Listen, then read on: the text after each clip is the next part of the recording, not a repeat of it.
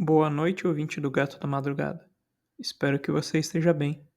E caso não esteja, que esse vídeo possa te ajudar de alguma maneira. Hoje vamos continuar com a leitura do 15º capítulo do livro de Mary Shelley, Frankenstein. Capítulo 15. Essa história de meus amados camponeses me impressionou profundamente. Aprendi, a partir dos pontos de vista social que ali foram desenvolvidos, a admirar as virtudes e de apreciar os vícios da humanidade. Até então, eu via o crime como um mal distante. A bondade e a generosidade estavam sempre presentes diante de mim, incitando o desejo de me tornar um ator no agitado palco onde tantas qualidades admiráveis eram suscitadas e exibidas. Mas, ao prestar contas do progresso de meu intelecto, não devo omitir uma circunstância que ocorreu no início do mês de agosto desse mesmo ano. Uma noite, durante a minha visita habitual ao bosque vizinho, onde recolhia minha própria comida e trazia lenha para a casa dos meus protetores, encontrei no chão uma maleta de couro, contendo vários artigos de vestuário e alguns livros. Evidentemente, peguei o presente achado e voltei para o meu casebre. Felizmente, os livros eram escritos na língua dos rudimentos que eu tinha adquirido na casa de campo. Consistiam de Paraíso Perdido, um volume das vidas de Plutarco e os sofrimentos do jovem Werther. A posse desses tesouros me deu um deleite extremo. Agora eu continuamente estudava e exercitava minha mente com essas histórias, enquanto meus amigos estavam ocupados com suas tarefas normais. Mal consigo descrever o efeito desses livros. Eles produziram em mim uma infinidade de novas imagens e sentimentos, que às vezes me levaram ao êxtase, mas com mais frequência me afundaram no mais baixo abatimento. Em Os Sofrimentos do Jovem Werther, além de interesse da história simples e efetiva, tantas opiniões são examinadas e tantas luzes lançadas sobre temas que até então tinham sido obscuros para mim, que nesse livro eu encontrei uma fonte inesgotável de especulação e assombro. Os modos gentis e domésticos que descreve, combinado com as sensações e sentimentos sublimes que tinham por objetivo algo fora de si, concordavam bem com a minha experiência entre os meus protetores e com as necessidades que estavam, para sempre, vivas em meu próprio peito. Porém, eu achava Werther um ser mais divino do que eu já tinha visto, ou imaginado. Seu caráter não continha nenhuma pretensão, mas fracassou inteiramente. Os questionamentos sobre a morte e o suicídio foram calculados para me encher de admiração. Eu não pretendia entrar nos méritos do caso, mas me inclinava para as opiniões do herói, cuja extinção chorei, sem entender exatamente. Conforme lia, no entanto, aplicava muito pessoalmente aos meus próprios sentimentos e à minha própria condição. Eu me achava semelhante, mas ao mesmo tempo estranhamente diferente dos seres a respeito dos quais eu lia e de cujas conversas era ouvinte. Simpatizava com eles e, em parte, compreendia, mas a minha mente era imatura. Eu não era dependente de ninguém e não me relacionava com ninguém. O caminho da minha partida estava livre e não havia ninguém para lamentar o meu aniquilamento. Minha pessoa era horrorosa, minha estatura era gigantesca. O que isso significava? Quem eu era? O que eu era? De onde eu vim? Qual seria o meu destino? Essas questões eram sempre recorrentes, mas eu era incapaz de resolvê-las. O volume das vidas de Plutarco, que eu possuía, continha as histórias dos primeiros fundadores das antigas repúblicas. Esse livro teve um efeito muito diferente sobre mim depois dos sofrimentos de Werther. Aprendi, com a imaginação de Werther, sobre o abatimento e tristeza, mas Plutarco me ensinou altos pensamentos. Ele me levou acima da miserável esfera das minhas próprias reflexões para admirar e amar os heróis dos tempos passados. Muitas coisas que li ultrapassavam meu entendimento e a minha experiência. Eu tinha um conhecimento muito confuso dos reinos, das amplas extensões dos países, dos rios poderosos e dos mares ilimitados, mas desconhecia totalmente as cidades e os grandes ajuntamentos de pessoas. A casa de meus protetores tinha sido a única escola na qual eu estudara a natureza humana, mas esse livro desenvolveu novas e mais poderosas cenas de ação. Li a respeito de homens envolvidos em assuntos públicos, governando ou massacrando suas espécies. Senti crescer dentro de mim grande ardor pela virtude e ainda aborrecimento pelo vício, na medida que compreendia o significado desses termos, por mais relativos que fossem, quando eu os aplicava, sozinho, ao prazer e à dor. Induzido por esses sentimentos, fui naturalmente levado a admirar pacíficos legisladores, como Numa, Solon e Licurgo, preferencialmente Rômulo e Teseu. As vidas patriarcais de meus protetores fizeram com que essas impressões ganhassem firmeza na minha mente. Talvez, se minha primeira instrução à humanidade tivesse sido feita por um jovem soldado, inflamado por glórias e matanças, eu tivesse imbuído de diferentes sensações. Mas Paraíso Perdido despertou emoções diferentes e muito mais profundas. Eu o li, como tinha lido os outros volumes que caíram em minhas mãos, como uma história de verdade. Ele mexia com todos os sentimentos de admiração e temor que a imagem de um Deus onipotente em guerra com suas criaturas seria capaz de animar. Muitas vezes eu referia as várias situações, quando a semelhança delas me atingia, a minha própria condição. Como Adão, aparentemente eu não estava unido por nenhum vínculo a nenhum outro ser existente, mas o estado dele era muito diferente do meu em cada aspecto. Ele saiu das mãos de Deus como uma criatura perfeita, feliz e próspera, guardada pelo cuidado especial de seu Criador. Ele podia conversar e adquirir conhecimento de seres da natureza superior. Muitas vezes considerei Satanás como o emblema mais adequado da minha condição, pois sempre, como ele, quando eu via a felicidade de meus protetores, o amargo veneno da inveja crescia dentro de mim. Outras circunstâncias fortaleceram e confirmaram esses sentimentos. Logo depois da minha chegada na cabana, descobri alguns papéis no bolso da roupa que veio de seu laboratório. A princípio, eu os negligenciei, mas depois, quando me tornei capaz de decifrar os caracteres em que estavam escritos, comecei a estudá-los com diligência. Era o seu diário dos 4 meses que precederam a minha criação. Nesses papéis, você descreveu minuciosamente cada passo que seguiu no progresso de seu trabalho. Essa história se mistura com relatos de ocorrências domésticas. Você, sem dúvida, recorda-se desses papéis. Aqui estão eles. Cada coisa que se refere à minha origem maldita está relacionada neles. Todos os detalhes dessa série de circunstâncias repugnantes que a produziram está exposta à vista. A descrição minuciosa da minha odiosa e repugnante pessoa era feita numa linguagem que pintava os seus próprios horrores e que me marcou de forma indelével. Adoeci quando li tudo isso. O odioso dia que eu recebi a vida, exclamei em agonia. Criador maldito, por que me formou um monstro tão horrendo que até você se afastou de mim enojado? Deus piedoso fez o homem à sua imagem, bonito e sedutor, mas a minha forma é um tipo borrado da sua, mais horrível, mesmo tendo as mesmas semelhanças. Satanás teve seus companheiros, demônios amigos, para admirá-lo, encorajá-lo, mas eu sou solitário e aborrecido.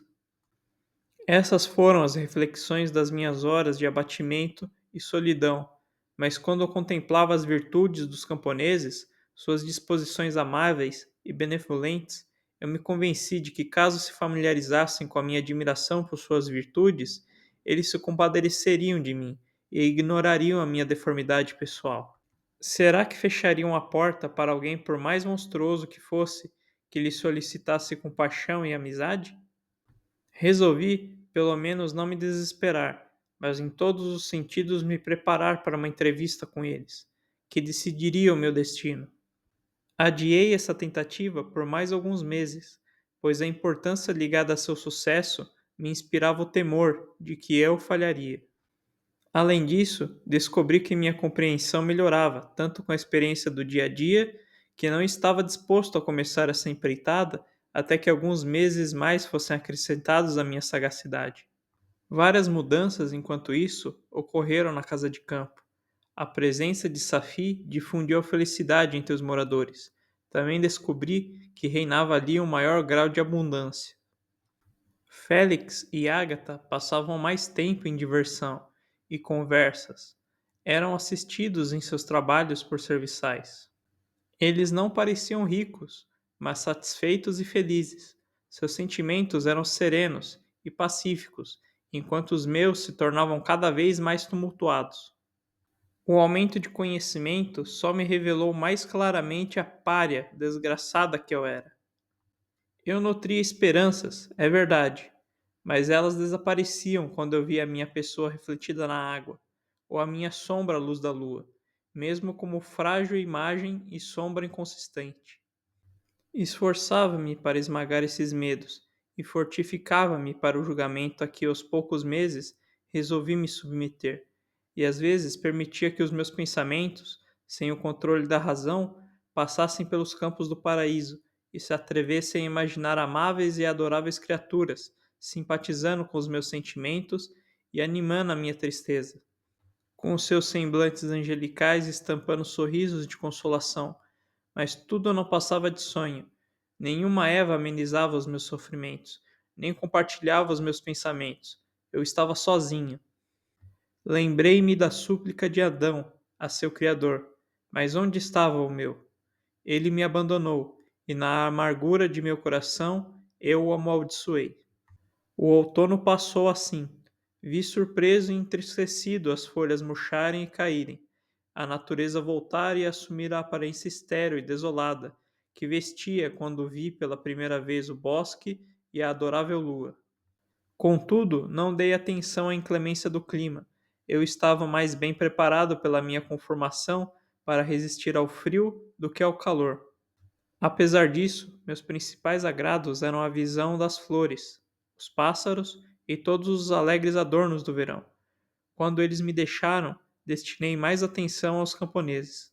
A felicidade deles não diminuiu pela ausência do verão, e suas alegrias, que interdependiam de todos, não eram interrompidas pelos incidentes que ocorriam ao redor. Quanto mais eu observava, maior era o meu desejo de reivindicar a proteção e a bondade deles. Meu coração ansiava ser conhecido e amado por aquelas amáveis criaturas. Ver seus doces olhares dirigidos a mim com carinho era o limite máximo da minha ambição, e eu não ousava pensar que eles os desviariam de mim com desdém e horror. Os pobres que batiam à porta deles nunca eram expulsos. Eu pedia, é verdade, maiores tesouros do que um pouco de comida ou descanso. Eu solicitava bondade e simpatia. Não acreditava que fosse totalmente indigno disso. O inverno avançou e um giro completo das estações havia ocorrido desde que eu despertara na vida. Minha atenção nesse momento era dirigida unicamente para o meu plano de me apresentar na casa dos meus protetores. Examinei vários projetos e, por fim, fixei-me naquele de entrar na habitação quando o velho cego estivesse sozinho. Tive sagacidade o suficiente para descobrir que a condição hedionda e monstruosa da minha pessoa era o principal objeto de horror daqueles que tinham me visto anteriormente. Minha voz, embora rude, não tinha nada de terrível. Pensei, portanto, que se pudesse ganhar a boa vontade e a mediação do velho Delacey na ausência de seus filhos, eu poderia, por meio dele, ser tolerado pelos meus protetores mais jovens. Um dia, quando o sol brilhava sobre as folhas vermelhas que se espalhavam pelo solo e difundia satisfação, embora negando o calor, Safi, Ágata e Félix partiram numa longa caminhada pelo campo, e o velho, a seu próprio desejo, foi deixado sozinho na casa de campo. Quando seus filhos se afastaram, ele pegou o violão e tocou várias canções tristes, porém doces, muito mais doces e mais tristes do que jamais tinha ouvido tocar antes. No começo, seu semblante estava iluminado de prazer, mas conforme continuava, ficou pensativo e triste. Finalmente, deixando de lado o instrumento, permaneceu absorto em reflexões. Meu coração batia rápido. Tinha chegado a hora e o momento da tentativa que definiria as minhas esperanças ou realizaria os meus medos. Os serviçais saíram para uma feira na vizinhança. Tudo estava em silêncio, dentro e em volta da casa. Era uma excelente oportunidade. Apesar disso, quando dei início à execução do meu plano, as pernas me falharam e eu me afundei no chão. Novamente, me levantei e, exercendo toda a firmeza de que era mestre, removi as tábuas que colocaram diante de meu casebre, para ocultar o meu refúgio. O ar fresco me reviveu e, com a renovada determinação, aproximei-me da porta da cabana. Bati. Quem está aí? O velho perguntou. Entre. E eu entrei. Perdoe-me a intromissão, eu disse. Sou um viajante em busca de algum descanso. O senhor me agradaria se me permitisse ficar alguns minutos diante do fogo. Entre, disse Delacey, e tentarei aliviar as suas necessidades. Mas infelizmente meus filhos estão fora de casa, e como sou cego, receio que tenha dificuldade em conseguir comida para você. Não se preocupe, meu amável anfitrião. Tenho comida, e só de calor e descanso que eu preciso. Eu me sentei, e um silêncio se seguiu. Sabia que cada minuto era precioso para mim, mas permanecia indeciso sobre a maneira de começar a entrevista, quando o velho homem se dirigiu a mim. Pela sua língua estranha, suponho que seja meu compatriota. É francês? Não, mas fui educado por uma família francesa e só compreendo essa língua. Estou a caminho de reivindicar a proteção de alguns amigos, a quem sinceramente amo e de cujo favor tenho algumas esperanças. São alemães? Não, são franceses. Mas vamos mudar de assunto. Sou uma criatura infeliz e solitária. Sou uma criatura infeliz e solitária. Olho ao redor e não tenho relação ou amigos sobre a terra. Essas pessoas amáveis a quem busco nunca me viram e pouco sabem de mim. Estou cheio de medos, porque se falhar, serei para sempre um proscrito no mundo. Não se desespere. Estar desamparado é de fato uma desgraça, mas os corações humanos, quando não prejudicados por nenhum interesse evidente, são cheios de caridade e amor fraternal. Confie, portanto, em suas esperanças, e se esses amigos são bons e amáveis, não se desespere. Eles são bondosos, são as mais excelentes criaturas do mundo, mas infelizmente são preconceituosos contra mim. Possuo boas intenções. Minha vida até agora tem sido inofensiva e, em certo grau, até benéfica, mas um preconceito fatal turva os olhos deles, e onde deveriam ver um amigo sensível e amável, enxergam apenas um monstro detestável. Isso é realmente ruim, mas se você é realmente irrepreensível, não consegue fazê-los mudar de ideia? Estou prestes a aprender essa tarefa, e é por conta disso que sinto medos tão esmagadores. Amo esses amigos com ternura. Tenho, sem o conhecimento deles, por muitos meses, feito parte em hábitos de bondade diária com eles.